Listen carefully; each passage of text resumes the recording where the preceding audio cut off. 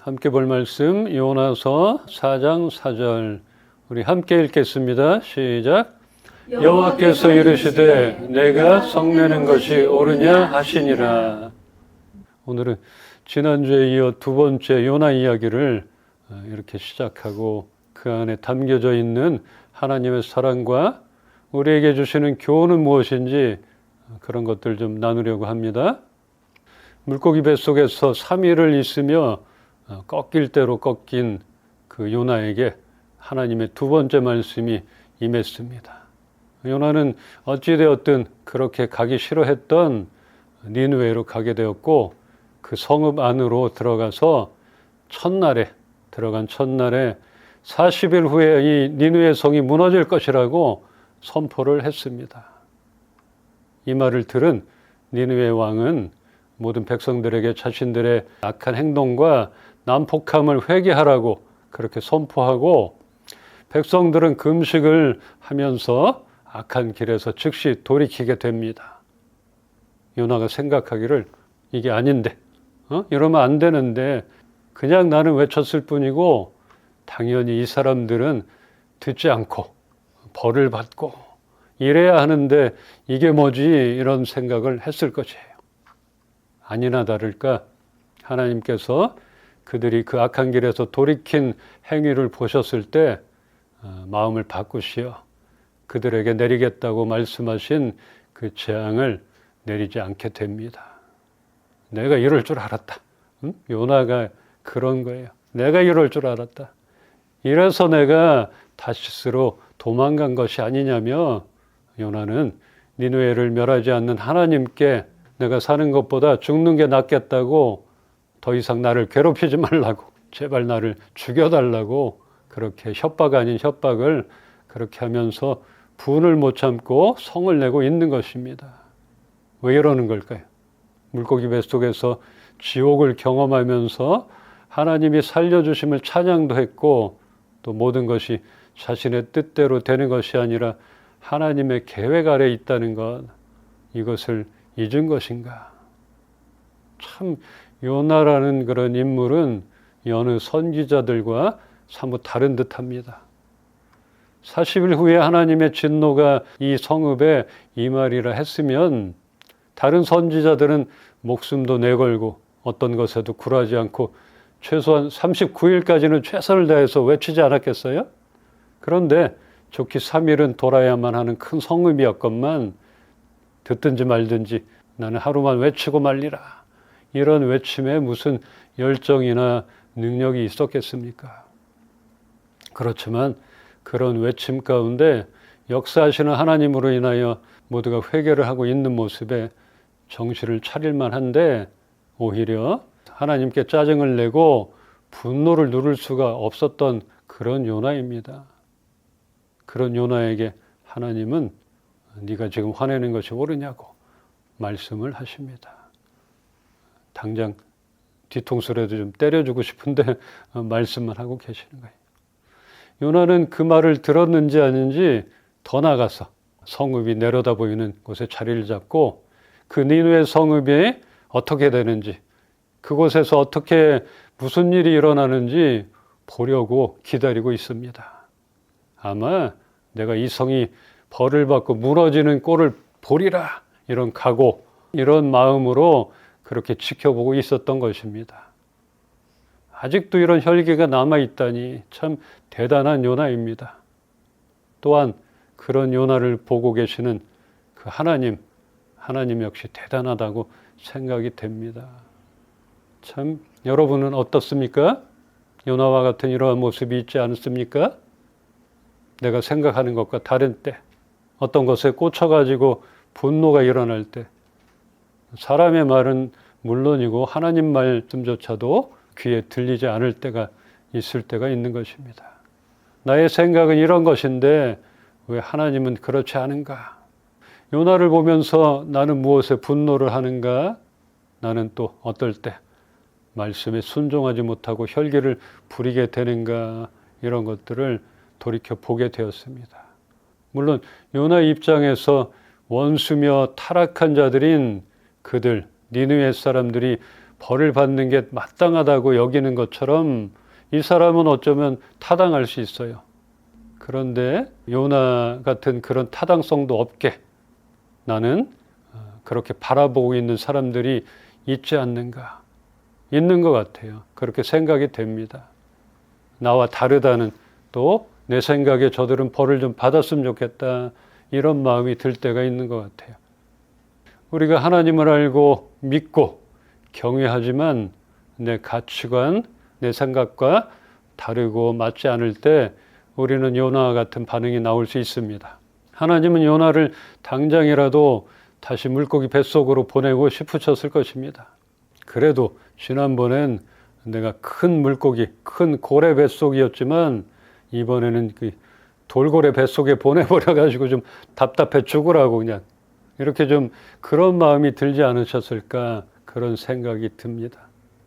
아직도 정신을 못 차렸네, 이런 마음. 내가 은혜를 베풀겠다는데 성을 내질 않나, 죽여달라질 않나, 더 나가서 뭐 이곳이 어떻게 되는지 보겠다고, 참 어이가 없네, 이런 하나님 마음이지 않을까, 이렇게 생각이 됐어요. 참 우리도 그렇잖아요. 내가 어떤 거를 권위자로서 뭐를 하려고 할 때 자기 마음에 안 든다고, 지켜보겠다고 하는 것들, 안 된다고 통촉하옵소서 하는 것들이 있잖아요.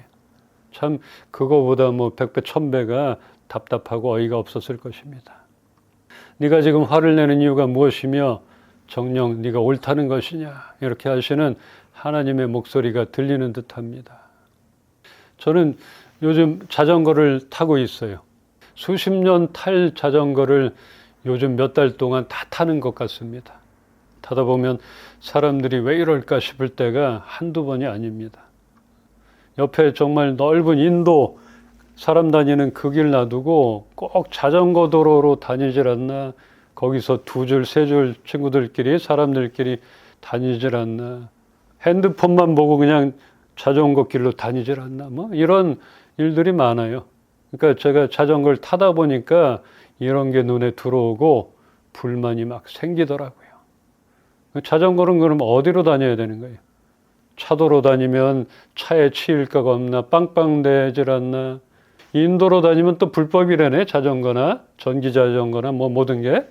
그런데 이런 걸 보면서 굉장히 불만이 들어오고, 저들 왜 저러지, 최소한 좀 지킬 걸 지키지, 막 이런 생각이 들었어요. 무질서한 사람들, 이기적인 사람들, 더 나가서 또 무례한 사람들, 이런 사람들이 많이 있더라고요. 저는 수십 년을 그냥 교회 안에서 늘 믿음의 사람들과의 만남과 그 안에서 교제가 있었고 교류를 해왔던 저이기에, 요즘은 그런 교회 밖에 사람, 그런 세상 문화에 흠뻑 빠져 있는 사람들, 그런 사람들을 보면서 이들은 나와는 맞지 않는 것 같다, 이렇게 단정 지으며 다시 교회 안으로, 그래 나는 교회 안에 있어야지, 믿는 사람들과의 만남을 그리워하게 됩니다. 어쩌면 니느웨 사람들을 싫어했던 당연한 이유가 있었던 요나보다 더한 나와 다른 사람들을 향한 편견과 판단을 갖고 있지는 않은가, 이렇게 저를 돌아보게 됩니다. 그들을 향한 하나님의 계획과 생각은 나와는 다를 것이기에 시선을 좀 바꿔야 하겠다, 이렇게 또 반대로 생각을 하게 되었습니다. 우리 말씀 한 군데 더 볼까요? 요나서 4장 10절 11절입니다. 여호와께서 이르시되 내가 수고도 아니하였고 재배도 아니하였고 하룻밤에 났다가 하룻밤에 말라버린 이 박넝쿨을 아꼈거든. 하물며 이 큰 성읍 니느웨에는 좌우를 분별하지 못하는 자가 12만여 명이요 가축도 많이 있나니 내가 어찌 아끼지 아니하겠느냐 하시니라. 네, 요나가 높은 곳에 올라가 있는데 아마도 거기서 땡볕에는 40도가 넘었을 것이에요. 그런 상황의 얘기입니다. 그 성이 멸망할 것을 바라며 오기로, 정말 오기로 지켜보겠다는 이런 요나를 위해 하나님께서는 박넝쿨을 준비하셨고, 그 박넝쿨로 요나의 초마귀로 자라나게 하시어 요나의 머리 위에 시원한 그늘이 지게 하셨습니다. 그래서 요나는 뜨겁게 내리쬐는 땡볕의 괴로움에서 벗어나게 되었으므로 이 박농쿨 때문에 요나는 몹시 기뻐했고 기분이 아주 좋아졌습니다. 참 단순하죠? 어쩌면은 엄청 다혈질이에요. 모르겠어요. 이 요나의 성품을 좀 연구해 봐야 될 것 같아요. 그런데 다음날 하나님께서 벌레로 그 박농쿨을 모조리 갉아먹게 하시니까 그만 시드로 죽고 말았는데 얼마 후에 뜨거운 동풍이 불어오고 더군다나 땡볕까지 요나의 머리에 쨍쨍 내려쬐게 되니까 요나는 그만 기력을 잃고 쓰러지고 맙니다. 보면 볼수록 대단한 요나입니다. 그냥 포기하고 돌아오면 될 것인데 악착같이 있다가 쓰러지고 마는 것이 누구 같아요? 여기 한 사람 또 있어요. 정말 그냥 목표의식이 강한 사람, 목적 달성하려고 하다가 기진맥진하고 쓰러지는 요나와도 비슷한 것 같아요. 어쩌면 제가 이 말씀 준비하면서 그런 성품을 보게 됐어요. 참 대단합니다. 끝까지 지켜보겠다고 버티다가 결국은 쓰러지고 또 죽여달라고 하나님 제가 사는 것보다 죽는 게 낫겠습니다. 죽여주시옵소서 이렇게 하고 있는 요나를 보는 것이에요. 지난주 제비를 뽑고 바다에 던져진 그 물고기 뱃속에 들어갔던 그 요나 이야기보다 어쩌면 더 재미있고 기가 막히지 않습니까? 이 4장밖에 안 되는 요나 이야기에 참 대단한 일들이 많이 있는 것 같아요. 아직도 깨닫지 못한 요나에게 햇볕을 가려줄 박농쿨 귀한 줄 알면서 내가 얼마나 그들을 아끼고 돌아오기를 기다리는지 하나님은 이러한 자연적인 현상을 통하여 깨닫기를 바라시는 하나님, 그 요나가 깨닫기를 바라셨던 것입니다.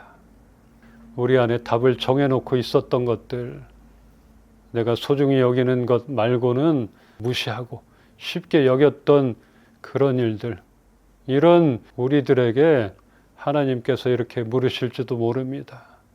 지금 네가 생각하는 것이 옳으냐고.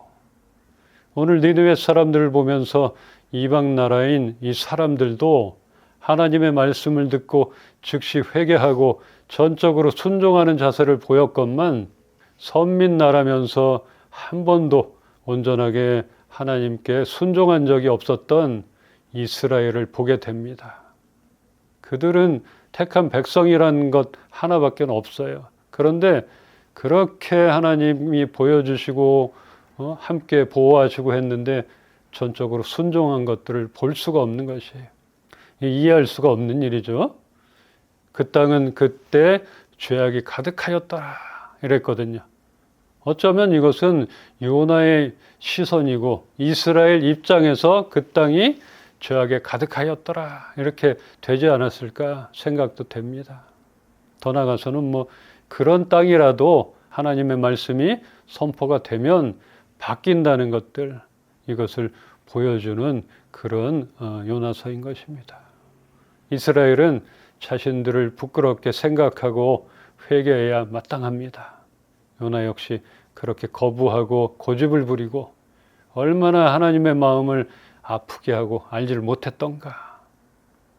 이 요나서는 하나님이 이방 민족뿐 아니라 하나님을 알지 못하여 죄악 가운데 있는 사람들을 향한 하나님의 사랑의 마음을 나타내며 이렇게 마치게 됩니다. 참 아쉬워요. 그 후에 요나는 어찌 됐을까? 얼마나 더 고생을 했을까?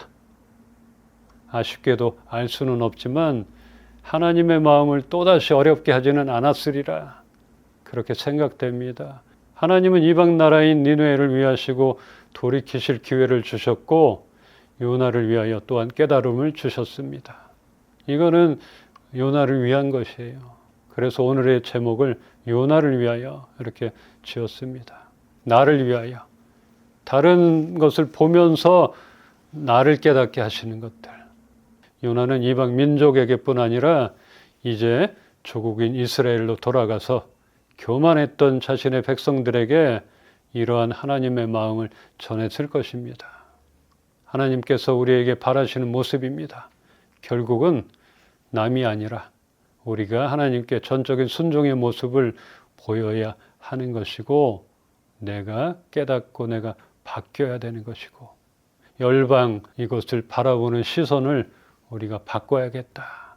이런 것들을 깨닫게 되는 시간이었습니다. 이렇게 2주 동안 요나 이야기를 보면서 우리에게 요나와 같은 성향이나 갖고 있는 생각들, 불만이 가득하며 마지못해 하고 있는 것들, 가고 있는 것들 그런 모습이 있지는 않은가? 또 나에게 아직도 꺾이지 않은 고집이나 편견 속에 일방적인 그런 신앙생활을 하고 있지는 않은가를 보게 되었고 여러분들이 보기를 원합니다. 그것을 본다면은 바뀔 것 같아요. 방향이 바뀌고 하나님 아버지의 마음을 품게 되는 것 같아요. 저들을 향한 하나님의 생각은 나와는 다를 것이다. 그러기에 우리가 기다려주는 거고 하나님을 알지 못하는 그 나라에 가서 복음을 전하는 것이죠. 이 요나가 능력이 있어서 그 땅이 변화된 게 아니잖아요. 하나님의 말씀이 능력이라는 것이죠. 오늘 요나처럼 내가 사는 것보다 차라리 죽는 것이 낫겠다고 하나님을 곤란하게 하거나 그 마음을 아프지 않게 하기를 바랍니다. 우리의 상황에 따라 이렇게 하지 않기를 바라요. 죽여주시옵소서. 안 되죠. 왜 하나님이 이렇게 이 땅에 보내주셨는데 죽여달라는 말이 됩니까? 우리가 하나님을 경외한다면 더 겸손히 주님의 뜻을 알고 열심히 살아가기를 주님의 이름으로 축원합니다.